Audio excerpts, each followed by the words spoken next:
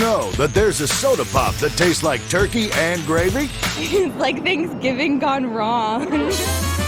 That the Uncola once had an unappealing name? It was called Bib Label Lithiated Lemon Lime Soda. Or that history's biggest beverage blunder was actually carefully planned out? We started to wonder if people were just getting tired of the taste of Coke. And enjoy this delicious and refreshing drink. From taking the challenge... What was your choice? ...to being a pepper.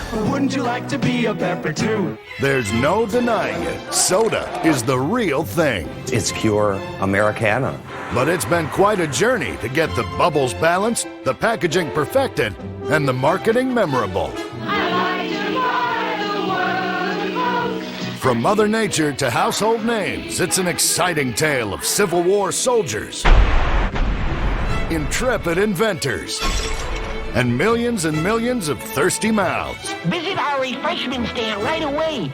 On American Eats Soda Pop.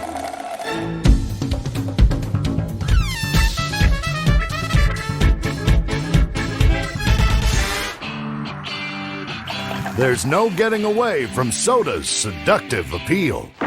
Maybe it's the sugar fix. More than 40% of U.S. sugar consumption comes from the soft drink industry. Or maybe it's the bubble buzz. It's one of the things that propels the flavor into the palate and up into the nose so you get that sudden burst. Mountain Dew tickle your innards. It's just fun to drink. Whatever the allure, the average American drinks more than 50 gallons of soda a year. And to keep up with demand, modern plants fill more than 2,000 cans of soft drinks per minute. The cans are moving so fast through the line, you can't see them. Worldwide, soda is a $290 billion industry, strongly rooted in American history. If you walk into a supermarket and you listen to the stories in the cans, there is none that is exciting as the stories of the soft drink industry. But the story began long before big brands, slick packaging, or multi-billion-dollar advertising campaigns. For centuries, people thought that naturally carbonated water that bubbles up from the earth had medicinal powers. It reportedly cured all kinds of ailments, from gout to rheumatism, arthritis. Indigestion or constipation. The water had a magical quality. But it isn't magic, it's science.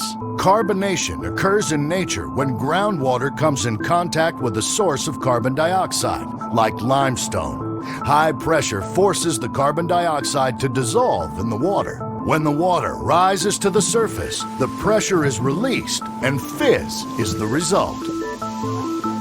It wasn't until the 18th century that someone figured out how to create man-made fizzy water. In 1767, a 34-year-old chemist and minister named Joseph Priestley moved into a new home in Leeds, England, near a brewery. He concluded very quickly that the air around the brewery was different than the air elsewhere. It wasn't just that it smelled differently, it's that it had a different characteristic.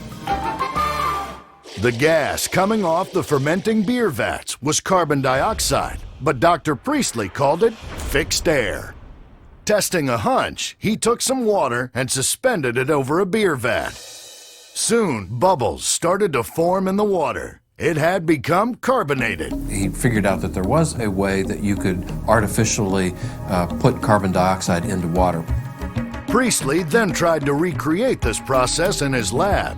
He created carbon dioxide by dripping sulfuric acid onto chalk. Next, he forced the gas into a container of water.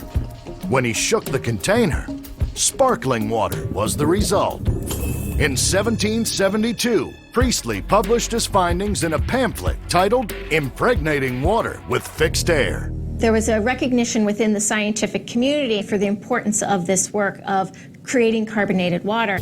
Over the next 50 years, astute businessmen and talented engineers would take Priestley's idea and run with it. A brisk business developed in making carbonation machines that could be used to make soda water to sell to the public. A British transplant to New York named John Matthews emerged as the so-called father of soda water. In 1832, Matthews started his soda fountain manufacturing company, in which he found that marble dust, when you combined it with sulfuric acid, was an extremely efficient way to carbonate water and create carbonic acid. Over the next several decades, Matthews aggressively touted his carbonation machines. This 1860 ad for a Matthews soda apparatus promised that the elegant cast iron machine could generate carbonated water with ease and economy. To keep that promise, Matthews would need a divine source for marble chips. Luckily, he found one. One of the main sources of it in New York City was the marble that was left over from the building of St. Patrick's Cathedral. It was used to produce an estimated 25 million gallons of soda water. And not just plain soda water. The age of soda flavorings was in full swing. By the late 19th century, America was a soda culture, with dozens of different bubbly beverages available from the local pharmacy or the bustling soda shop. Soda flavorings were made by crushing up fruits or nuts or tree roots. Pineapple, grapes, and oranges. And it just took off from there. We had sarsaparillas and root beers. There were a lot of egg drinks, egg phosphates, egg lemonade, egg chocolate. Sparkling soda fountains became the main attraction on Main Street. The soda fountain was a social mall. It was a place where you went to meet your friends, maybe hear a little bit of gossip. Harper's Weekly exclaimed, "Soda water is as essentially American as porter is distinctly English." And the number of soda flavors seemed endless. And you had choices that were limited only by the so-called soda jerk's imagination and your own influence on him to put a little chocolate in that, would you? People were always looking for something new. It wasn't just about taste. Because many soda fountains were set up in pharmacies, soda was sold as medicine. It is a positive remedy for the stomach, kidney, liver. And why not? In the late 19th century, pharmaceuticals was a hot business. Cuts, burns, and bruises. Druggists were making big bucks off of everything from a fatten you food that made thin people fat to an instant pain annihilator. Along with the pills and potions, cure-all soft drinks had big promise. Those who were successful made a lot of money, and others looked at this and said, wait a minute, if they made money, maybe we could too. So, creative and entrepreneurial pharmacists started mixing different ingredients to see what they could come up with. In 1885, one pharmacist in Waco, Texas was pretty sure he had a hit. Charles Alderton was an observant guy. He noticed day after day that people would walk up to his soda fountain at the corner drugstore and have a hard time figuring out which flavor to order. So, he decided to make the choice easier by combining 23 flavors together. The resulting taste seemed to defy description. It certainly has a fruity flavor. There's certainly some undertones of cherry, and it has a little bit of a bite to it. In the industry, we refer to it as something called a spicy cherry flavor, okay? I'm not sure that's an adequate description. Alderton's mysterious blend became the drugstore's biggest attraction, but it didn't have a name. And they just called it a Waco because it was in Waco, Texas. Customers would come in and they'd say, "Shoot me a Waco." In 1891, as the drink gained popularity across Texas, it was given an official name. Something that sounded both medicinal and fun. I drink Dr. Pepper and I'm proud. Dr. Pepper. I used to be alone in a crowd. The earliest big-name soda brand that's still around. There seems to be a Dr. Pepper craze. I'm a pepper, he's a pepper, she's a pepper, we're a pepper. Wouldn't you like to be a pepper too? But back in the 1880s, no one could have guessed the sweet story that was ahead for soda, thanks in part to a little-known Atlanta pharmacist with an interest in cola nuts and cocaine. He wanted to come up with a drink that was basically a pick-me-up, something that could be a substitute for coffee. He would change the world forever, but he wouldn't do it alone. The average American drinks the equivalent of 555 cans of soda per year. That's about a gallon per week. In the past few years, the Coca-Cola Company alone has sold on average almost 4.5 billion cases of soda a year, keeping tradition alive. Our job is to sell more Coca-Cola. Their annual sales now exceed $23 billion. Always more and more.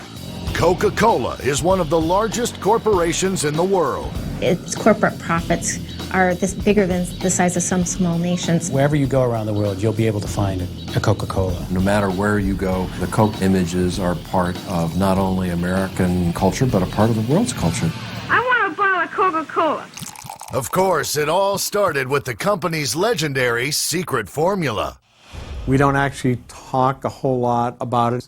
One thing we will say is that it's kept in a bank vault in downtown Atlanta, and that very few people have access to it. But because of one Civil War battle, Coca-Cola almost never was. On April 16, 1865, a week after General Robert E. Lee's surrender, a band of Confederate militia continued to fight over the town of Columbus, Georgia. One of the Confederate wounded on the battlefield was 33-year-old John S. Pemberton. Fortunately, Doc Pemberton, a pharmacist, survived his wounds. And after the war, he got to work in an Atlanta pharmacy. Pemberton was one of these guys who had experimented with a lot of different commercial products. He had hair dyes, he had liver pills. None of them had been successful. But his luck was about to change. The story goes that Coca-Cola was actually created in his backyard in a 40-gallon brass kettle when he stirred the ingredients using a boat oar. He wanted to come up with a drink that was basically a pick-me-up, but something that could be a substitute for coffee. In 1886, Pemberton took the caffeine-rich African cola nut and extracts from the South American coca leaf, both ingredients known to keep you awake, and combined them with sugar and some other secret ingredients.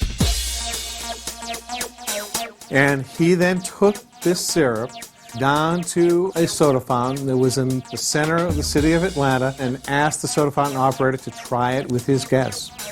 Added some carbonated water to it, served it to the customers, and they liked it. Pemberton's bookkeeper, Frank Robinson, came up with a major selling point for the drink. Its alliterative name. He took the two elements of his beverage, the coca leaf and the cola nut, and called his product Coca-Cola. And Robinson also came up with the Coca-Cola script of just a really clean penmanship line, which he actually worked on for a number of weeks before he took it to the printer to become the emblem of Coca-Cola. Coca-Cola now had a memorable name and a memorable emblem, but ironically, it had a decidedly unmemorable taste. Taste experts say you drink it and enjoy it, then you sort of forget how good it is and you want some more. And so you come back to it again and again. Oh yes, there is one more thing that may have kept customers coming back. The original recipe for Coca-Cola contained minuscule amounts of an infamous ingredient, cocaine. But not for long. In 1906, the Pure Food and Drug Act was enacted in America, and that sort of spelled the end of any of these sketchy ingredients that people put in the soft drinks, including cocaine. As for Coca-Cola's founding pharmacist, John Pemberton, unfortunately, he ran into financial difficulties almost immediately after introducing the drink and had to sell off shares in the product. Pemberton's health was also failing, which some have speculated was due to his alleged addiction to morphine. He died just a year and a half after he introduced the product, and so he never actually saw Coca-Cola to be a commercial success. That success would be credited to the brilliance of another man, Coca-Cola's new owner, Asa Candler. Candler was everything that Pemberton was not. He was a very successful Atlanta pharmacist. He knew how to market products. And he marketed the hell out of Coca-Cola. He took out ads in newspapers and magazines. He developed calendars and posters and premium items that would get the name out in front of the product. And in about a decade, Coca-Cola was actually available throughout the entire United States. A pretty remarkable growth for a product in the late 19th century. Coca-Cola was undeniably on a roll, but no one stays on top without someone trying to knock you off. Enter a little-known soda from a small town. In 1898, in New Bern, North Carolina, a pharmacist by the name of Caleb Bradham came out with a headache remedy. At first, the drink was called simply Brad's Drink, after Bradham, but a catchier name was soon chosen based on the name of the digestionating enzyme pepsin. Without fanfare, Pepsi-Cola was born. And it was reasonably successful. Caleb's store was very popular because of its selling Pepsi-Cola. By 1903, 8,000 gallons of Pepsi-Cola syrup were being sold to area soda fountains. Early newspaper ads lauded Pepsi as delicious, invigorating, and not injurious. One suggested he laughs best who drinks Pepsi-Cola. But it wasn't really all good times in the early days of the brand. There were many changes of hands. It was near the brink of bankruptcy many times. By 1929, Pepsi was definitely down. But by then, Americans had much more than colas competing for their soft drink nickels. The country was bombarded with an array of different soda brands. Like oranges? Drink Orange Crush. Thirsty? Just whistle. Cheer up, drink Cherry Cheer. And then, out of nowhere, came a nice-tasting soda that would have to beat all the odds in order to succeed. First, there was its name. It was called Bib Label Lithiated Lemon Lime Soda. It was not one of the catchier names for soft drink development. Missouri entrepreneur C.L. Grigg soon smartly renamed his drink 7-Up. But the Un-Cola faced some seemingly unsurmountable obstacles. Released just 2 weeks before the stock market crash and competing against hundreds of other lemon lime sodas, somehow it survived to become another American favorite. For every huge soft drink success story, there are hundreds that lost their sparkle somewhere along the way. Case in point, things were once going really well for Moxie, a peculiar-tasting soft drink flavored with a root that was used to help gastric problems called gentian. It's hard to describe the taste of Moxie. I like Moxie. It's different, I'll phrase it that way. Founded in the 1870s, by 1920, Moxie, by some estimates, was outselling Coke. The drink's inventor claimed Moxie could cure everything from impotence to insanity. But in the last analysis, the flavor was friendly only to the tongues of a small portion of the population. The Moxie bandwagon never completely screeched to a halt. There's still a loyal body of Moxie drinkers in New England. Now owned by the Monarch Beverage Company in Atlanta, Moxie is sold in 9 states and is the official state beverage of Maine. From Moxie to Mountain Dew. Yahoo! Mountain Dew! Soft drinks are the perfect refreshment to take along practically anywhere. Cold, sweet, and swiftly available. But perfecting convenient packaging for sodas took an extraordinary effort. It was a tricky process to put a carbonated beverage into a bottle. From drunken bottles to plastic bottles, and from crown caps to stay-on tabs. The Soda Pop Moxie inspired a word in English, meaning energy, determination, and courage. There's never been a better time to be thirsty for soda. I love it. In just 2003 alone, the soda industry filled 68 billion cans and 27 billion plastic bottles with its sweet, bubbly brands. It's phenomenal. It's phenomenal. The basic process hasn't changed in decades. Local bottlers buy the syrup from the soda companies. Then, at the plant, they add carbonated water and sweetener. And the speed in which they're filled, sealed, packaged, and put on a truck and then distributed is just amazing to see that process. But back in the late 1800s, reliable soda packaging was only a dream. You could put soda in a bottle, but it went flat really fast. The closure was the key to carbonation. We knew that a bottle could contain carbonated liquid, but unless there was a tight seal to the top of the bottle, the carbonation would leak out. Bottlers had been trying to solve this ever since carbonation went commercial. One attempt came from German-born watchmaker turned soda pioneer, Jacob Schwepp. By the early 1800s, he was paying glassblowers to make him a very different container. They had what they called was a drunken bottle, which sort of had an egg-shaped oval base to it. Like a very intoxicated person, the drunken bottle couldn't stand upright. With the bottle on its side, the soda water kept the cork moist so that the cork could expand and tighten the seal.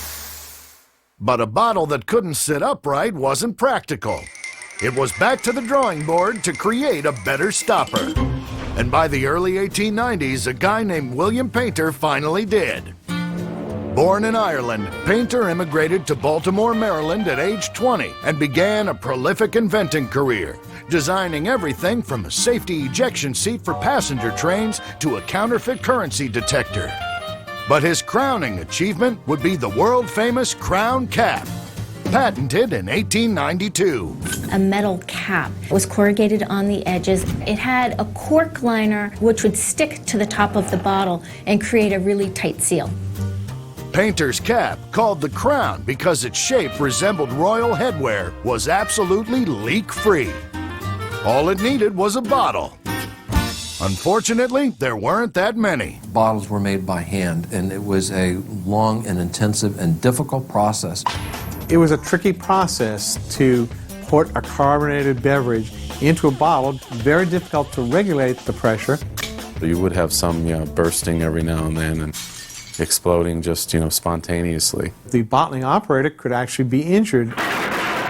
Oh dear, oh dear. Despite the difficulties in bottling soda, by 1900, an impressive 39 million cases of bottled soft drinks were being produced annually.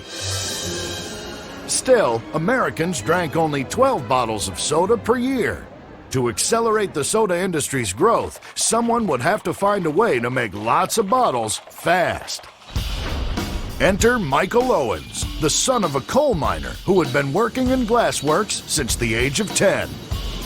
By 1895, he was employed by a glass company in Toledo, Ohio, and he was a man on a mission. And one can only imagine that his experience in early glassblowing factories as an adolescent influenced his ideas about a much better, safer way to make glass bottles. He succeeded in 1904 when he patented the automatic bottle-making machine. These machines actually grew from making maybe 6 at a time to making 10 at a time to eventually making hundreds at a time. And they're quite a sight to behold. This rare film footage from 1910 shows Owens demonstrating his machine. Utilizing a rotating framework, it would take a piece of molten glass, enclose it in a mold where it was blown into shape, then cut the finished bottles free. It was said to be the biggest innovation in glassmaking since the invention of the blowpipe some 2,000 years before, and it would mean all the difference for the future of the soda industry. The automated glass forming machine was a major development. Armed with a uniform bottle and an airtight lid, soda was now ready for national travel. By 1920, bottling plants were producing more than 175 million cases of soda per year. Soda was no longer limited to the fountain. 2 bottles of Coca-Cola. It could be enjoyed anywhere, and to make sure the bottle was returned, there was a deposit. But by the 1950s, something funny had started to happen. Well, we were living in at that time, disposable society, where more often than not, people purchased returnable containers, paid the deposit for them, and then casually threw away the returnable bottle. To address this phenomenon, soda companies introduced lighter, disposable bottles. But that was nothing compared to the real one-way triumph, the can. Cans had an easier packability factor. Cans were also much lighter. But the high acidity level of soda caused the lacquer lining in cans to corrode. The solution? Instead of doing something with just a single layer, as canning had traditionally done with a lacquer, you had to do it twice and you had to bake it on. By the late 1950s, more than 360 million cans of soda pop were being produced each year. They're a miracle of flavor, and they're packed in flavor-locked Mira cans, a miracle of convenience. Aluminum soda cans, introduced in 1963, were sturdier, lighter, and able to absorb the extra pressure of carbonation. But there was still one obstacle to overcome. Soda cans were opened with a ring top, a sharp-edged piece of metal. I remember going to the beach and walking along the beach and being very careful to avoid being cut. Additionally, there were instances of people swallowing them. It took a determined engineer from Reynolds Metal 5 years to solve the ring top riddle. Dan Kudzik designed a hinged tab that had the curved shape of a toilet lid. Introduced in 1974, Kudzik's stay-on tab would become the industry standard. The modern can took 30 years of production before all of the right qualities got together to make it a success. By the 1970s, there was only one container beast left to be tamed: the plastic soda bottle. The problem? No one had ever found a way to make one that was strong, light, and safe. The plastics would rub off in the soda, create off flavors, and actually just not be usable for human consumption. The guy who could solve the problem? Chemical engineer Nathaniel C. Wyeth, older brother of famed painter Andrew Wyeth. His bottle was made of polyethylene terephthalate, better known as PET or PET. It was clear, odor-free, and nearly unbreakable. The PET bottle really solved that problem for the industry. PET bottles are made in a process called stretch blow molding. Heated PET pellets are molded into plastic tubes. Then, pressurized air is delivered through a steel rod, giving the bottle its shape. Heat causes the molecules to line up, making the plastic ultra-strong. Supermarkets today are stacked high with options, from 1, 2, and 3-liter bottles to diminutive 8-ounce cans. But which one will you actually buy? That may be less about the look of the packaging and more about the image you want to project. I like to teach the world to sing. Or maybe the challenges you're willing to take. What was your choice? Oh boy, that tastes good! It's estimated the energy saved from recycling one soda can could run your TV for 3 hours. It's one of history's greatest rivalries. Coke versus Pepsi. Welcome to the Cola Wars, the great American marketing face-off that Coca-Cola never saw coming. Coke absolutely dominated the marketplace. I'm out for Coca-Cola. By the 1930s, Coke had been an American favorite for about 50 years. It had an enormous advertising budget and a soaring stock price. Pepsi, on the other hand, was nearly bankrupt. Then, its big break. A wonderful thing, a chairman we had at the time found some old beer bottles. Pepsi ordinarily paid 10 cents for bottles, but these beer bottles cost just 1/4 cent apiece. Because they were returnable, the company made an instant profit. Which was the cash infusion they needed to stay alive. These beer bottles were big, 12 ounces instead of 6.5. He immediately knew that he had a marketing theme available. They actually sold it for a nickel, 12 full ounces for a nickel. This was during the Depression, when people really were looking for a value. In 1939, Pepsi commissioned the composition of a catchy new jingle to promote the pricing scheme. It would have Americans singing along for decades to come. It was based on an old Scottish ditty called the Akin John Peel. It went the Akin John Peel at the break of day. Pepsi Cola hits the spot. 12 full ounces, that's a lot. Like all good jingles, it's short and easy to remember and has a nice little message to it. It hits the spot.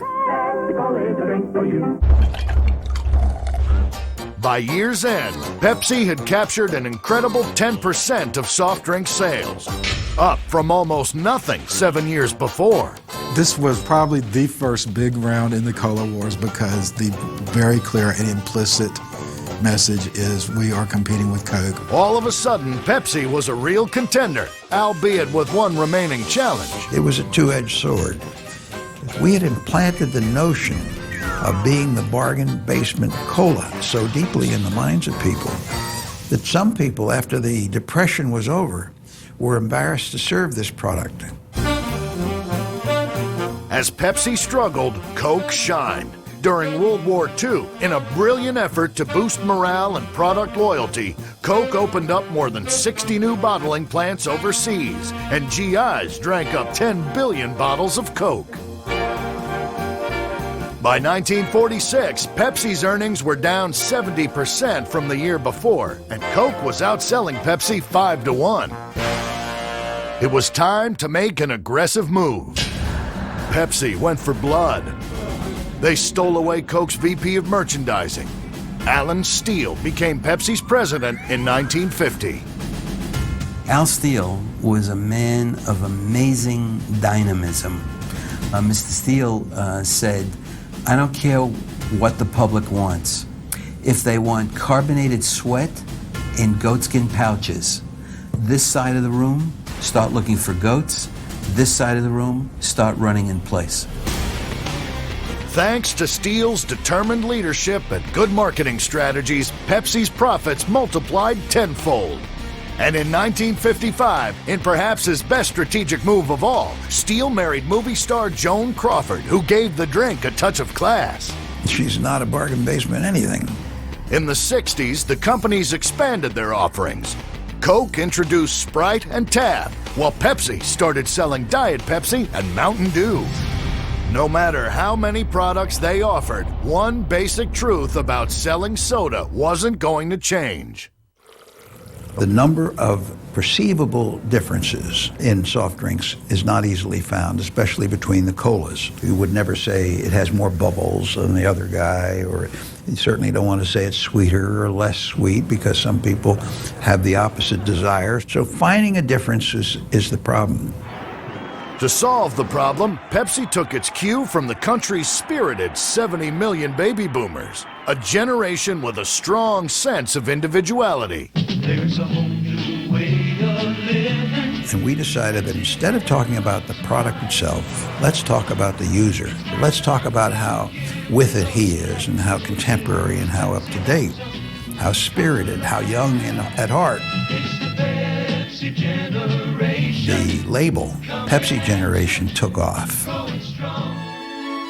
Suddenly, the mighty Coke had an image problem. Coke kind of became like your parents' drink, a little bit more staid, a little bit older, a little bit more traditional. It was 1971. Coke knew it needed to jumpstart its image, something young, different, and emblematic of the time.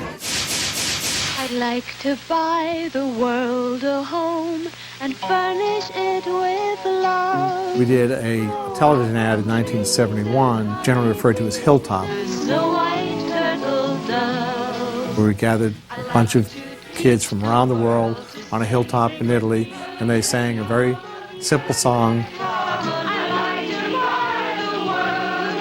It was one of those ads that was absolutely perfect for the time, suggesting that there was hope for the world. And what does singing on a mountaintop have to do with the drinking of a soft drink?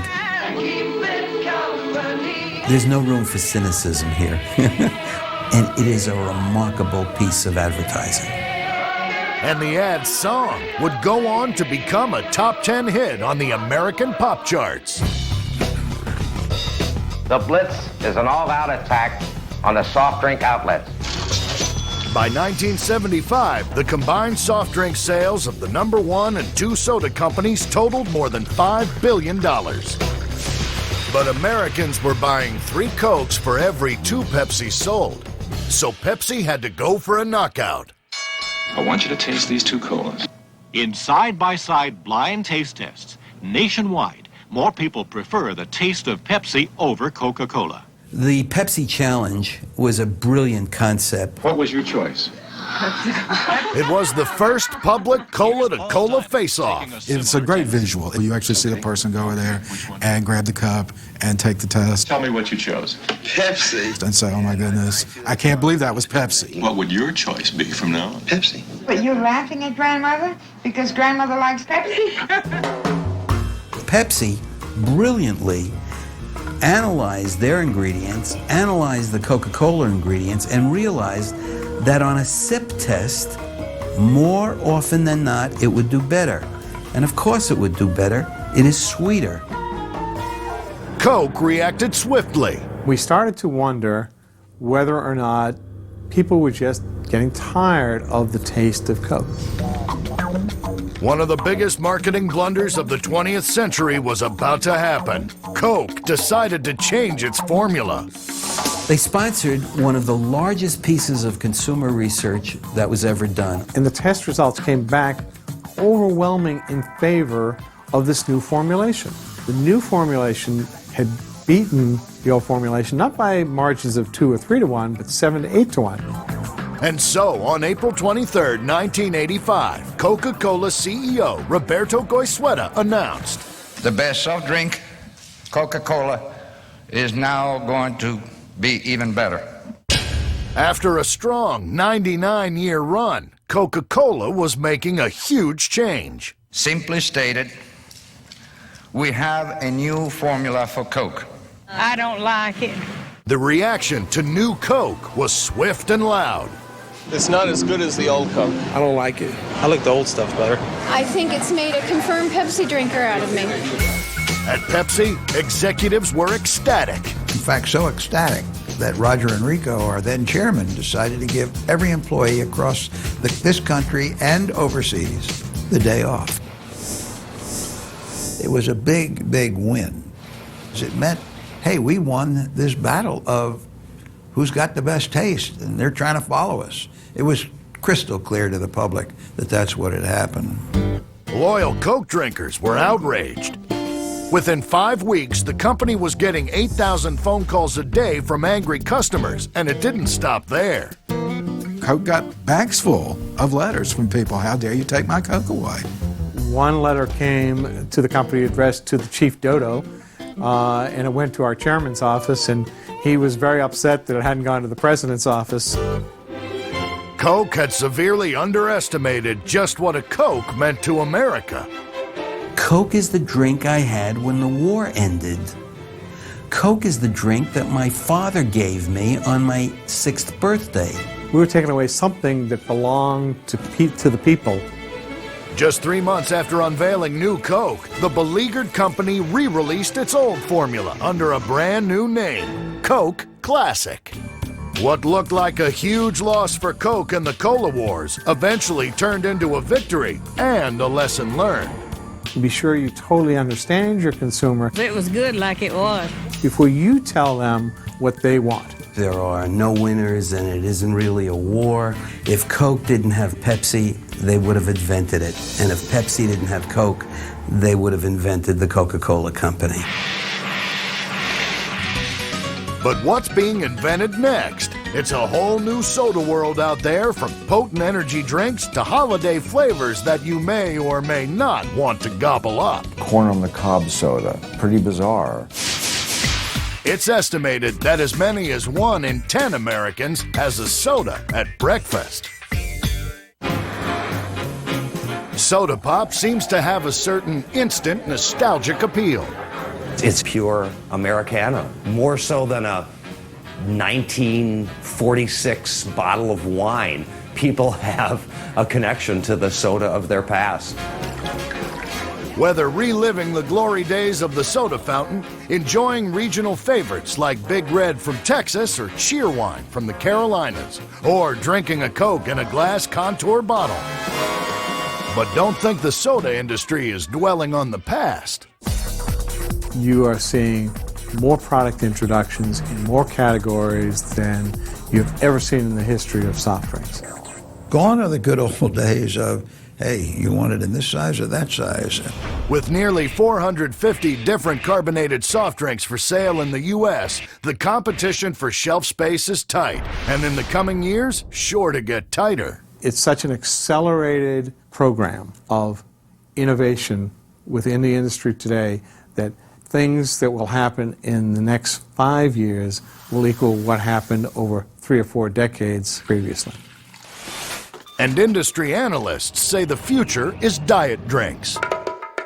The diet frenzy began in the summer of 1982 when Coca-Cola introduced Diet Coke to select markets.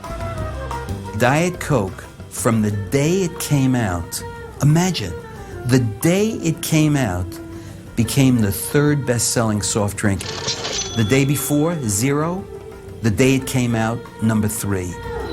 It wasn't the first diet drink, but it was the first to have such a huge impact.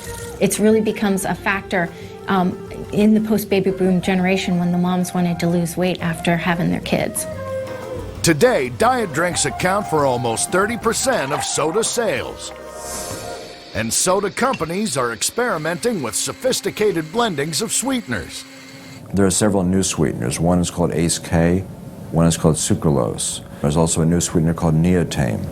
It is my belief that the day will come 8 years, 10 years, 12 years from now when Diet Coke will be bigger than Coke Classic and Diet Pepsi will be bigger than Pepsi. Another quickly growing sector of the market, energy drinks. And there's room in the industry for smaller companies that aren't afraid to buck the trends and go for the gimmick. Since 2003, Seattle-based Jones Soda has been offering Thanksgiving dinner in soda form. Their first holiday offering was turkey and gravy soda. The initial run of 6,000 bottles sold out in one day. Doesn't sound too appetizing. Each holiday season since, they've re-released the turkey, along with a selection of other oddball concoctions, like corn on the cob. It's kind of indescribable. A little salty and sugary, but it's okay. Or salmon pate. I guess if I like smoked salmon, it would be all right, but... It does taste like fish. It's like Thanksgiving gone wrong. From offbeat boutique soft drinks to big-name favorites, one thing is certain. The sodas of the future will begin the same way that the great sodas of the past did, with a scientist on a mission. Rich D'Andrea is one of those scientists. He's a flavor chemist for Virginia Dare, a company with about 80 years of experience in creating soda flavors. So this is the Flavor Lab. This is where we begin our creation of beverage flavors. At our disposal, we have nearly 2,500 or so ingredients. On this wall here, we'll see certain ingredients that are more volatile. Something you would perceive as very lifting, very bright. Something that would initially hit as you take a taste of a finished product. On this wall, we have certain natural components. For instance, here's an essential oil, jasmine absolute. Another oil, clove bud oil, a spice found in cola blends. The flavor chemists or flavorists have to keep many questions in mind while they work. Will the flavor be economical to produce on a large scale? What about shelf life? Is the soda well balanced with a top, a middle, and a bottom? As the beverage enters into your mouth, you'll taste the top first. The middle sort of rounds out, and the bottom will finish and be somewhat of an aftertaste. When the flavorist is satisfied, he turns the flavor over to another lab. Good. Where it's mixed with other critical elements for making soda pop. Sugar, acid, preservative. Then finally, it's infused with those magical carbon dioxide bubbles. The level of carbonation is probably one of the most important attributes. It's the thing that gives the product its tang, its zest. And it's soda's zesty fizz, whether produced in the lab or a product of Mother Nature, that's kept us drinking it for generations. Soft drinks continue to be a refreshing, relatively guilt-free moment in a very difficult world.